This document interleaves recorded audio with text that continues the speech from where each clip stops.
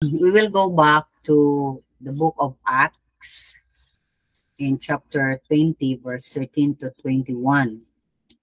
And this is actually uh, the part where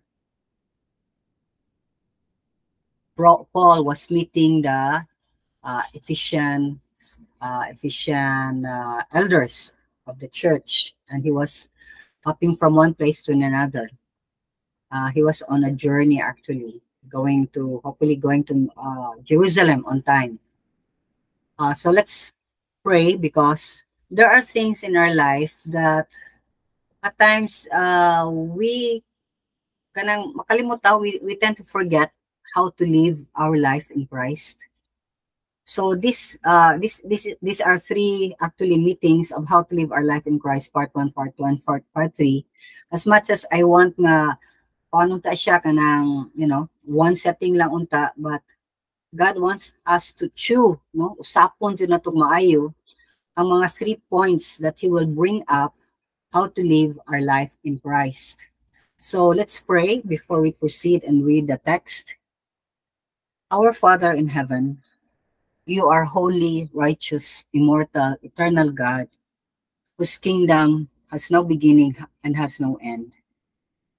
And you are the God who can save men, and you're the God who can really redeem us from where we are, cleanse us, and make us your own. We pray this afternoon na, Lord, you enable us to remember how to live the life that you have called us. Kaya gitawag naman minimo Ginoo out of darkness. Itawag naman minimo Ginoo nga imong mga anak. So we must reflect who our Father is in our lives.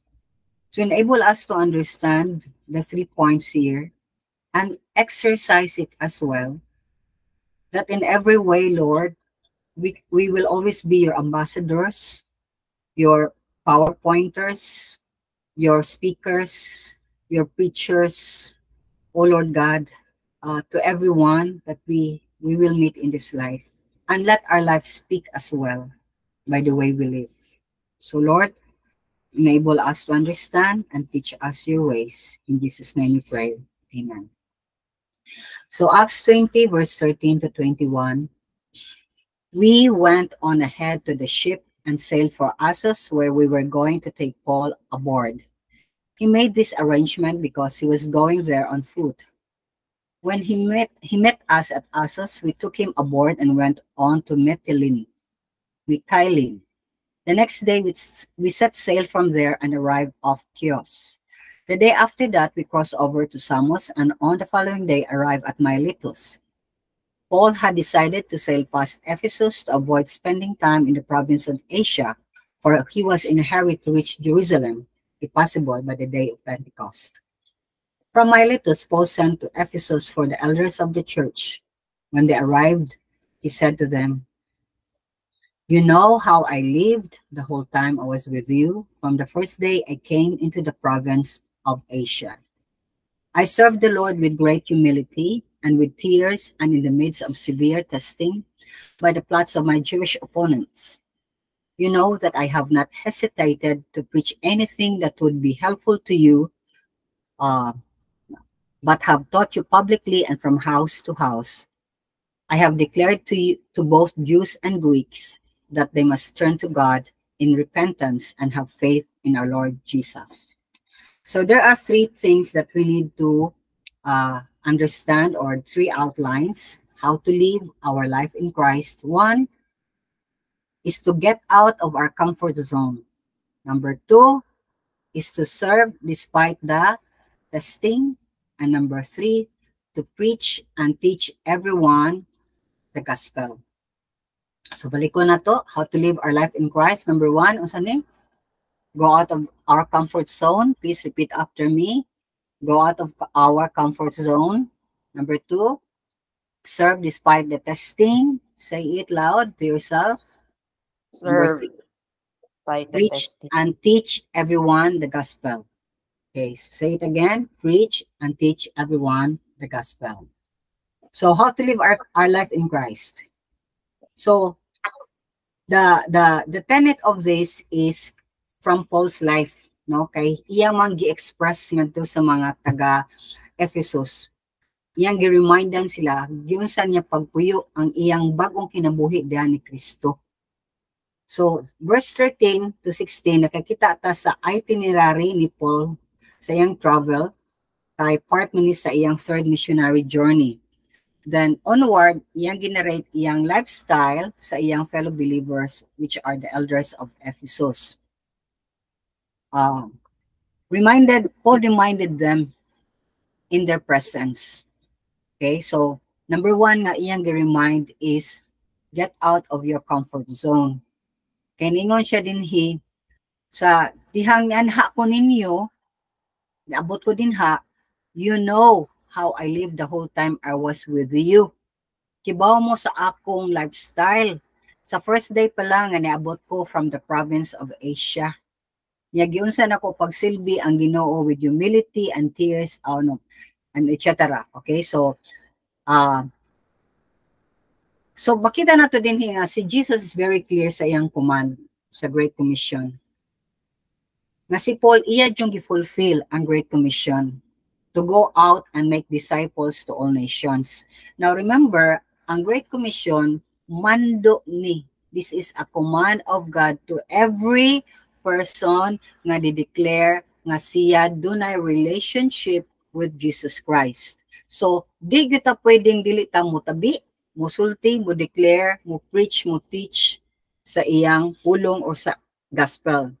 So, nasayod ta nga to do that is to go out sa atong comfort zone. Yeah, difficult man nga challenge for every so-called believer to go out and make disciples. Kaya nga naman, it entails a lot of things. Ang comfort good, like if you're in the home, comfortable kay ka. No, you have everything there. But when you go out, it's either raining or very hot. And when you go out, you need to spend money. When you go out, you have to set aside time para ni ana. When you go out, you need to be clear kinsa imong adtuon, you need to hear from God kinsa imong adtuon og sharean sa gospel. So you need to buy Bibles to give it to them. It entails a lot of things, from the mind to the heart to the pockets, to our wallets. Okay, but for me, kung disciple ta, dapat naata ani nga component. Kayo, we will not go out sa atong comfort zone unless these things are in our hearts. Number one, what things that are in our heart? Love for God. We must have that love for God, meaning na adyo kay intimate relationship with God. Then number three, love for mankind. Do na kay mercy, maluoy ka where they are going. And number three is obedience to God. So, number four also is guidance from God as to what and where and how. How to go about it, Lord. What man ko, where am I going? And boldness from God. So, 5 components must be there. So, love for God happens if there is real conversion. Kung doon na tayo real encounter with God. No? Because we cannot fall in love with somebody that we have not met, we have not heard, okay, and we have not experienced His presence sa atong life. That's why in every time nga dunay Bible study, we experience God. And people nga wala pa kaila sa Ginoo, like me, I experienced God's presence because there was a very persistent person nga magsige isulti nako about God. Di ko ganahan, but at the same time, there's something nga nindot kaayo nga ni-shoot sa akong heart and made me realize, wako kilala sa Ginoo. Kaya bang, I stood my ground, I stood an empty, hollow ground, actually, and this person keeps on telling me from the Bible.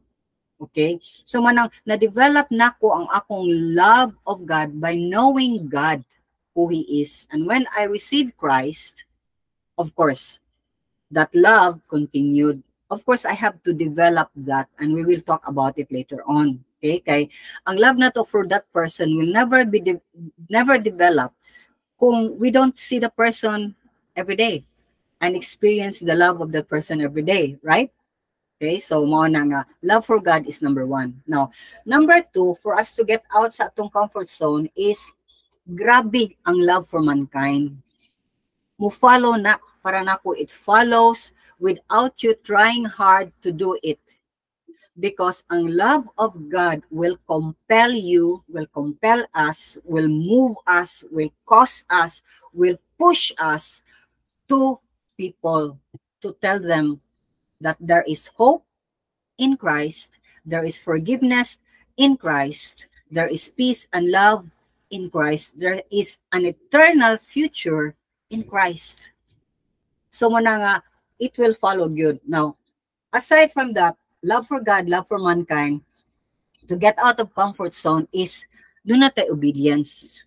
Ang obedience also is a result of our love for God. Diba, giingon din ha ni Jesus Christ sa book of John, nga if you love God, you will obey His commandments. Okay? So muna nga, ang command sa Ginoo is, do not tayo intimacy, do not tayo union niya, do not tayo constant encounter, na tayo constant communication niya. How is that going to be kung nakinahanglan ta og obedience to God? Kinahanglan ang atong love sa Ginoo, may number 1. Atong love sa Ginoo, atong inarish, ato yung ibubuan pirmi, ato yung i-develop pirmi through what? Spiritual disciplines.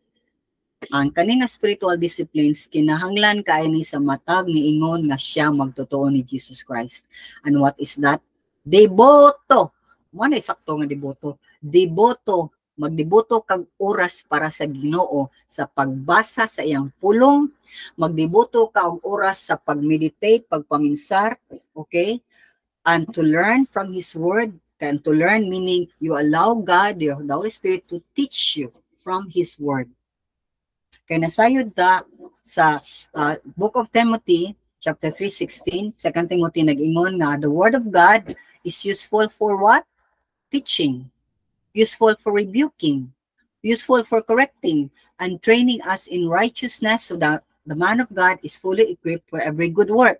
So muna nga, you want to correct somebody, Word of God. You want to train somebody, the Word of God. You want to teach somebody, the Word of God. You want to rebuke somebody, the Word of God. So muna nga, sa atong life itself, we need the Word of God to mold sa mga life of people around us, especially within the family. Kaya ang family karon is really under attack by the enemy.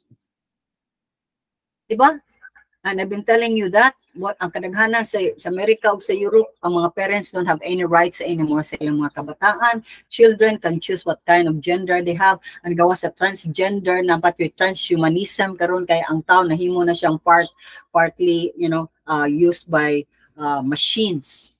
Okay? Tungod ani mga AI and etc. So mga igsuunan, the Word of God is not going to be the basis of our morality, of our lifestyle, then everything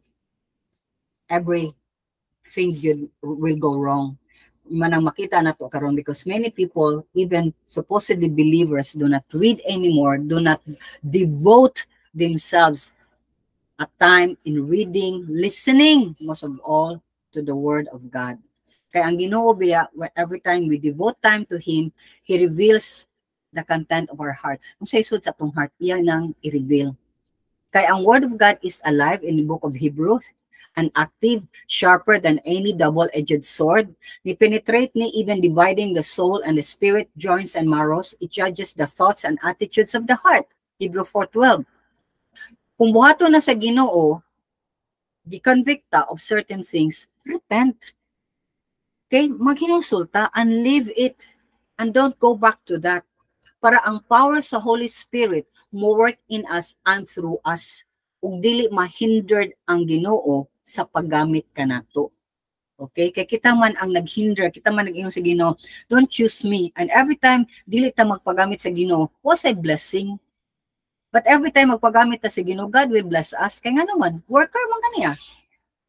Okay? So, kung ang kaning top 3 ingredients naa sa imong heart, then ikaw sad ang person nga who wants to know the will of God. Unsa na kung buhaton, Lord, what is your will? I have this plan. Unsa man imo ba ni ako ba ni nga plan? Okay? So, God will also show you what you are going to do. Or eventually, ang Ginoo will lead you in a certain ministry. Okay? So, maborn na, mataw na, mahimugso na sa imong intimate time with God. When you spend time with God, it is very, that's where you will also know God and know what the plan of God in your life. So from there, ang Ginoo will equip you, di lang only boldness, but everything you need para ma-accomplish ang iyang purpose sa imong life. Then, and only then, you can start living a life in Christ. Then, and only then, you can go out of your comfort zone, and going out becomes easy. Actually, it's very rewarding. Ikaw lang mo mag-message ka kanindot sa akong adlaw karon, oy. When you're able to share the word of God, that's the greatest joy. Nya ako gani naghope ko nga everyday unta na jud unta ko'y mabira sa Ginoo, di lang kay maminaw sa Ginoo. In fact, in going and telling people, lisod kay kadaghanan di ganahan. Kita sad mismo murag manimpla pa kam sige patag pre unsa man ni mao ba ni usod na ba ko Lord dili ba. It's very difficult, but when you practice that, it becomes easy. Okay, so point number 2 na to is, point number 2, how to live our life in Christ is to serve God despite the testing. Manalingon si Paul nga, nakinamdo mo when I arrived, I served the Lord with great humility and with tears. In the midst of severe testing, tungkol sa mga plot, tungkol sa mga opponent, tungkol sa mga pagluto, sa mga Jewish opponents pag yun, iyang mga kahudiyo pag yun. So, tanaw na to balik ang verse 19, siya, I serve the Lord with, unsa iyang ginsa niya pag-serve, humility and tears. Nagsige siya panghilak. Okay, nga nagpaubos siya. Maghilak jud ako, magpaubos ka, di ba? Because it's like you die to yourself kung mo humble down ka. Kanang you have a point, you want to say it, you want to do this, you have the power, but mo refrain ka. It's really dying to self, and that's what God wants, to die to ourselves, take up the cross and follow Him. And at times we shed tears because sa atong self, but most of the time makahilak ta because of them, because they do not know what they miss. They do not know nga ang great gift of salvation ilang gibalibaran. They do not know nga by doing so they're going to hell. They do not know that it is God who offered and it is God who sent you. So maghila ka not for yourself anymore but for them. Kay ang testing manggod is sa self ug sa response sa ubang tao. How we respond, that's a testing. How they will respond towards us, that's a testing. How they will respond towards us because they are responding to God, that's also a testing. So especially kung ang testing o ang trial or ang conflict or a relationship nga na broken is because you share the gospel and these are your loved ones. And suddenly, they are very cold towards you. They don't want to talk to you. They don't want to support you. They don't want to have nothing to do with you. Murag bala na kasi mong kinabuhi. Ana na sila. And that's really painful. I know that. I experienced that. Okay? But this is very good. Now, with Paul, he was talking to the Ephesians, but these are fellow Jews also, nga iyang nagbilab kay niya, nga he always wants to bring them to Christ. But every time adto siya dito, balibaran yun siya. So he goes to the, unsa man, sa mga Gentiles. So, mauni nga, when we serve Christ, expect persecutions, expect of difficulties. Especially kung they talk against you, talk behind you, kanang hurl insult to you, kanang mamasangil sila, kanang they throw lies about you, okay? It's very painful. But by doing so, you will experience also the pain that Jesus Christ went for you and for me. When he came here on earth, he took it all upon himself, ang tanang shame, ang tanang pain, nga dapat ato gani, yan naman nag-iusap, yan naman nag-ikaon, yan naman na. What we experience here is so little. It's so gamay. Okay? Kung tanaw na to, itandi na to, always compare it to what Christ has done and accomplished for our salvation. So makaingon ka, Lord, mo parehata ni Peter ba, nga, Lord, thank you. Peter was so grateful nga, he was able to participate in the pain and the trial of Jesus Christ. Because the moment you share with somebody's pain, then you will understand why he went through all those troubles for you. Okay? Pero kung dili ta mo take sa iyang pain, di ta mo follow sa iyang path, then we will never fully understand why Jesus Christ has to come from heaven to earth, die for our sins, take it up on the cross, and only to go back to heaven. But why came here on earth? Why does he have to die here on earth? Anong akong sala imang bayaran? Because you and I can never pay for our sins. He knows that if he will not pay for our sins, we will go to hell. Well, we will go to hell, not to heaven. And life here is very short, and life now is getting shorter and shorter. So Paul actually followed the example of Jesus Christ. Kay si Peter mismo nihatag aning clear picture sa humility ni Jesus Christ nga gipollow ni Peter, nga gipollow sa ni Paul. So si Peter in chapter 2 verse 21-24, isulti siya, "For God called you to do good, even if it means suffering. We do good even it means suffering, just as Christ suffered for you. He is your example, and you must follow in his steps." Sa man iyang steps that we need to do. He never sinned. Wa siya makasala. Wa siya ni-deceive anyone. Wa siya mo bows when he was insulted. Wala siya mo threaten nga tian jud ka kabaws ako nimo when he suffered. Everything he left in the hands of God, who always judges fairly. Kay he personally carried our sins in his body on the cross. So this is how we do ministry. This is how we live our life.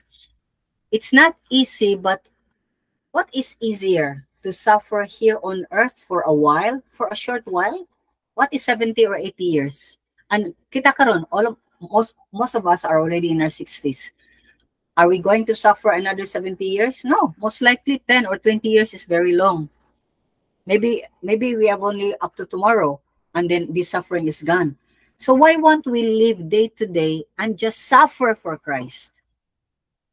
Anyway, this will be short, but my reward in heaven is very long. That is eternal life in heaven. So we need to weigh things kung asa magyud ta, kinsa magyoy atong paboran, unsa magyoy life nga atong ganahan. Happy ta dinhi, but eternally in hell, or mo follow ta sa steps ni Jesus Christ nga wa gyud siya ni sala, wa gyud siya nangilad, wa siya mo bows, wa siya mang threaten, iya lang sige siya cry ngadto sa Ginoo, siya lang gihatag pirmi ang iyang mga tanang kasakits in the hands of God, kay kibaw siya nga ang amahan mao'y mohukom fairly. And doing that, iyang gikarga ang tanantang mga sala in his body on the cross. That's why it's very important ang cross. The man who died sa cross without sin, kana masaydahan namatay atong tayma, but sinful sila, was the only God who can redeem us out of hell, out from God's wrath. Suko na makay Ginoo, doon naman yun kayo ng ibukbo na sa Ginoo ang iyang tanang kasuko nga makita na to sa book sa Revelation. So, what we need to do is to die for ourselves and live for what is right, because that is what Jesus Christ did. Nagpakamatay siya. Kibaw siya kung sukol siya, makasala na siya. Kibaw siya nga kung mubuhat siya ni ana, di siya ma-qualify to pay for our sins. Nya kita. Gibayra naman. So qualified ta mo musukol? Musala? No. We must follow our master. we must also die to sin. Kana bang kibaw ta nga bisag sakto ta di na lang ta magpalabi-labi bisag sakto ta. Kaya anyway, ang Ginoo nakibaw man nga sakto ka. Okay? So kinsa man say mutuo kung sakto ka, kung sila di sila mutuo nga sakto ka. Anak man gud na. No matter how you try to defend yourself, no matter what you say, if people will refuse to hear the truth, they will never listen to you at all. So move on. Move. Just go to another person, go to another place, go to another ministry, go to whatever where God leads you, and live for Christ. Amen? So point number 3. So number 1 sa to, get out of comfort zone, suffer in spite of trials. Number 3, preach, teach to everyone the gospel in every opportunity na atong mabuhat. Kaningon siya nga, ningon si Paul din hinga, you know, verse 20, that I have not hesitated to preach anything that would be helpful to you, but have taught you publicly and from house to house. I have declared to both Jews and Greeks that they must turn to God in repentance and have faith in our Lord Jesus Christ. So Paul's approach is evangelism, then discipleship. Iyang sharan kung udawat, iyang imatuto. Parehara na sa kung mga naka, imong atimanon. Kaya nanganak man ka. Okay, so kinsa man ning imong i-disciple ang ni-receive ni Lord Jesus Christ. So there's also possibility that Paul, as he said here, nga niadto siya door to door preaching Jesus. So kung abli ang kanang balay, he tells them, he teaches them, do a Bible study with them. Okay? So kita karon mas kugihan pa ang ubang mga reliyon, palabi ng kaning kanang Jehovah's Witness, mag door to door biya na sila. Ang kaning Jesus of Latter-day Saints, o gingon na sa former pastor akong nailhan nga mga santos kuno nga Latter-day Saints magod sila. Puna sila mga door to door. They really want to tell you about their doctrine, but the problem is ang ilang doctrine, Jesus is dili Ginoo. Okay, he is only a prophet or a man, not God. But kita mo gud i-present mo gud nato si Jesus nga dili lang siya tao, kundi Ginoo. Ug siya ang tao nga niyanhi aron bayran ang atong mga sala. Ginoo nga nahimong tao. So mo na nga when we read with them the Bible, then we are teaching them about Christ, about life, about the ways of Christ, about the will of God, about living a blessed life. Okay? Blessed life. So mo nang mga pigsunan importante kaayo ni nga we need to tell them, because many people are presenting Ginoo, ang Ginoo permi mo bless. Ang Ginoo mo bless man siya, but wala na napasabot nga why trials sa life. Pero it would be better nga nagnakay trial because you followed Christ, kaysa doon na kay trial, na kay mga problema, na kay kalisdanan, tungod sa atong kabuang, tungod kay nang utang, tungod kay nibuhat aning butanga, kay sa ni galisod ta, mauna, o tungod sa atong kaulag, or whatever. These are things nga, yes, we deserve. But, nag-suffer ta because of doing Bible study, ni-suffer ta because of telling Jesus to other people, o na-praise pa ba ta? Praise God. Okay? Praise God. Muna nga, we must know by now nga ang evangelism, appeal na nato sa atong kasing-kasing, lifestyle na nato, wherever we go. Kung natay mahimamat natay makitaan natay whatever, kanang muspark atong kasing-kasing. Ako lagi may lagi ko this week, no? Actually this week o last week ba to? Last week dahil kawa man tayo nagkakita, no? Last week? Saan mo tarong Sunday, Friday? This week lang. Ito ko sa auntie ni Talma. So, nag-Bible reading me. And then, try ko go another way, going home. Kaya di pa biya ko kabisado aning kuan, butuan. So, yun sila nga, diretsyo na ni mo, gawas ka din ha sa San Vicente, etc. paglabay na ako, uy, daghang mga bata nga nagbalibol niya, napasayang gamay-gamay nga itong mga gagmay mga bata nga daghan sad kay nga mga gagmay nga balibol, so murag ni spark din ako kasing kay kung pagkaon pa na sila, yami kay na sa tanawon, pero yung akong heart magmabira dahil ni hunong ko niya, ni surya dahil ko nila, do you like kuan, do you like training, mauni mauna, niya, doon ang possibility, yan na niya, ako dahil lang inan, kana kung ganahan mo na Bible kay para nako kung may Bible why volleyball so yang man nakita ko tong usa nga medyo 19 years old na siya ang mas older yang siya ko kani siya ang murag leader dire. So by the way na-stirred up ang ilang place nga tumigahapon na-stirred ilang place kinsa ni kag ang mga bata panad-on na so just pray for this because this is another purok no in a certain barangay here sa Kuan. I want to really penetrate.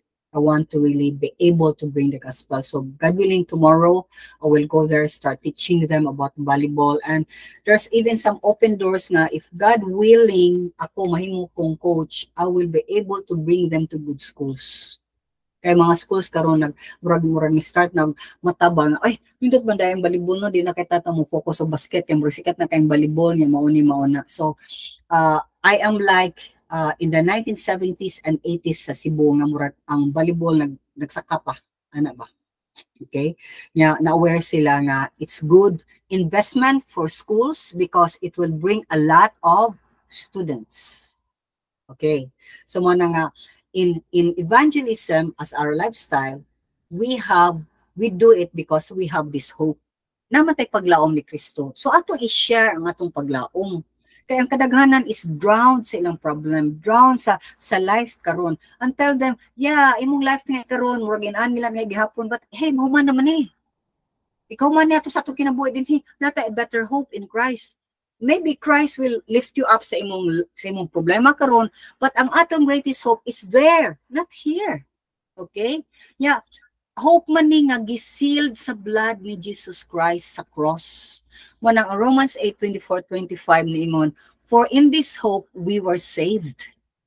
But hope that is seen is no hope at all. So in short, kung nakakita na ka na nga paglaom, di man na paglaom kay nakakita na makanakibaw ka. Kaya kinsa may mulaom sa usa ka butangan na nimo. Okay, so that's the contention of Paul. And we continue siya verse 25. But if we hope for what we do not yet have, we wait for it patiently. Mulaom ta, mag-agulo ta, muhuwa ta kay Lord. Sige, ikaw ugma, basig ugma na Lord. I will be in your kingdom. And in Hebrews 6:19a, nisulti, we have this hope as an anchor for the soul, firm and secure. Manang ang atong kalag, ang atong mind, atong heart is giangkla nato diha sa paglaom ni Kristo Jesus. Firm na, secure na siya.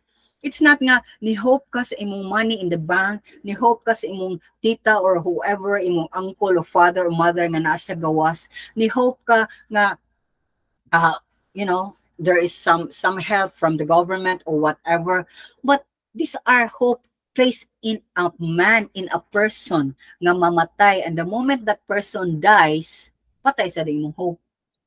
But kung imong iangkla ang imong hope ni Jesus Christ, you anchor it in Jesus Christ. Jesus Christ did not remain dead. He rose from the grave. Nabanhaw man siya. Misakam siya sa langit. And he proved himself nga Ginoo siya. So kung di ta mo to nga Ginoo siya, then wala. Wa tay discussion na himonin ni. Kaya nga naman, wa ta mo to nga Ginoo day siya. So mo nga we need to set our hope in Christ alone, the foundation of our soul. So mga kaigsuonan, ang Ginoo ba dinhi naghatag nato instruction. 3 instructions, and next Sunday, another 3 instructions, and next Sunday, another 3 instructions. How to live our life in Christ. And we need to really master this. I-exercise na nato ni. Eh, kung di nato exercise ni, mura naglawas ba nga way exercise? Okay?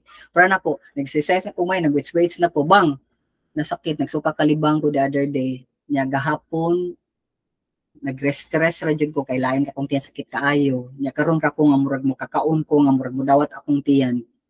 Okay, so murag Wow, sa tanan na kong gipangkuan, ka-feel ko ang akong mga muscles murag ni shrink. Asa kaya kung panito kita kong murag ni kipus. Grabe mo kong suka niya, sigog kalibang. Salamat lang ko ako ng hospital. Thank you, Lord. Okay? So, mauna nga, we don't know when our time will end. So, aspect ni sa atong Christian living nga we need to be willing to die to self. Okay? Kaya dying to self is to go out. Dying to self is, sa name ka ng, muserve jud ko with humility. Dili ako ang servant, ako ang mo-serve with humility and tears. Mo-serve, mukuan ko kanang mo-preach ko, mo-teach ko to everyone, di ko mamili. Pero kung kuyawan, tangari sa tas mga bata. Okay? But anyway, children need to be safe as well. So by dying to self, mo take up ka sa cross, you take the shame of Christ. He was put to shame at the cross. He was no sinner. Wa man siya sala. Pero dito sa cross, bulan-bunalan siya before pa siya gilansang. Okay, gibunutan sa iyang bungot. Okay, from head to toe, he was all blood. Dili na maklaro ang iyang naong. Burot ka ang iyang naong. And he was punched left and right. Ang iyang ribs, maklaro na itong, grabe na kayong katong lashes bitaw, ikaana ato, biraman ang flesh. Okay, so kay imagine ka, makita natin, tanaw ka ka-closer, makita natin mo yung heart na naganana, ang iyang lungs ni. Okay, so, and he was put to shame for something he did not do. Mao sad kita. We'll be put to shame on things that we did not do. And you say, maglago ta, why they point a finger on us on the things that we did not do? But hey, that's the way of a Christian. We follow Christ, follow God's ways. Okay, no matter how we try to please people, they will never be pleased at all. Ang Ginoo ray ma-please. Bisa unsa pa nimo kag-giver, they will never be grateful. So mo na nga kani nga message for us is the most neglected message, most ignored, especially because ang kani nga message karon ni encompass ni haom ang usa ka dako gyud nga gineglect ang Great Commission. Ang wa nato pagsangyaw, pagsulti sa uban. So manang mutana ko ninyo, every day do you pray for somebody nga imong mapenetratan? Every day do you ask for God's divine plan or divine will nga makashare unta ka? Every day ba we are trying to invite people to listen? Are we sharing the message of God to others? These are things maigsuunan ato ning responsibilities. Kinahanglan ato ihatod sa ila because kung di natin ihatod, di na sa mangita. Was lucky baw. Nalami day kayo ang pagkaon nga i-offer sa Ginoo. Ikaw nga nakatilaw na i-share sa uban. Okay? So mo na nga atong memorize ni ang message sa Ginoo nato today. Number 1, yung sa ang message sa Ginoo, how to live life in Christ. Get out of my comfort zone. Ingna, imo kagalingon. 1, 2, 3. Number 2, serve the Lord despite the testing. Serve the Lord despite the testing. 1, 2, 3. Serve the Lord despite the testing. Okay, number 3. Preach and teach everyone the gospel. About the gospel. Okay, ayaw ka hadlok yung mo preach ka teach kay pwede ra na nimong basahon ang Bible mo throw ra ka question and Ison did that to you last Sunday. Kani nga message. Okay? And you were the one, delete lang mo. Bitaw no, okay? So, you don't have to be a master nga theologian, po theologian mo, kung naabig Bible school. The Bible is there. The Bible, ang ginuray mo, presentar siyang kagalingon. Okay? So, ato bisayon. Number 1, mugawas ko sa akong comfort zone. 1, 2, 3. Mugawas ko sa akong comfort zone. Number 2, musibi sa Ginoo bisan sa mga pagsulay. Serbi sa Ginoo bisan sa pagsulay. Isangyaw itudlo ang ebanghelyo sa tanan. Isangyaw og itudlo ang ebanghelyo sa tanan. Praise God. Father, I lift up these people of yours, including myself.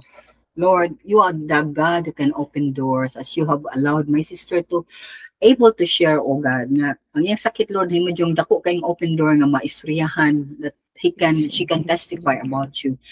You know what, matami mga cancer, but taghanong kang gibuhat sa among life that we can tell and share to others, Ginoo. And Father, we praise you for every trials and everything nga imong giallow sa among life, nga among nakita ang imong mighty hand moving in us and through us, and dealing in our sinfulness as well, and causing us to get out from the sinful pattern to a life of holiness. Ginoo, imo ning makatawhan, imo sab ko, ba lang ko nga na sa imong pulong, pero imo ning pulong na nga muyo mi, panalangin mi, gamita mi. Let it be in our mouth daily.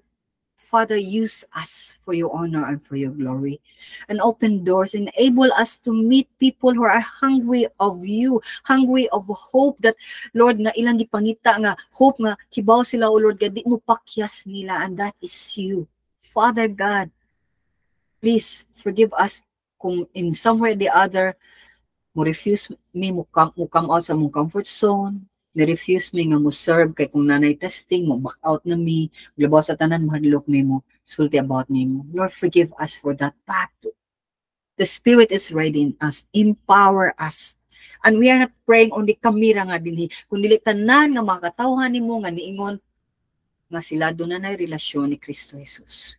Tanang kasimbahanan, labi na mga nanimba ng buntag, o karong hapon ang tudog na yung mga service sa gabi, Lord, please, oh God, don't let your words just fall in deaf ears, but rather, Lord, let it sink deep in the recesses of our hearts and let it grow. Lord, send souls, or send us to them. We pray and we ask you, and give us the strength, give us the means, everything we need, O Ginoo, from the mind to the heart, to the body, to the spirit, to the money, to the time. Grant us that. And this we pray, Father God, in the precious name of your Son, Jesus Christ, we pray. Amen and amen. So, praise God.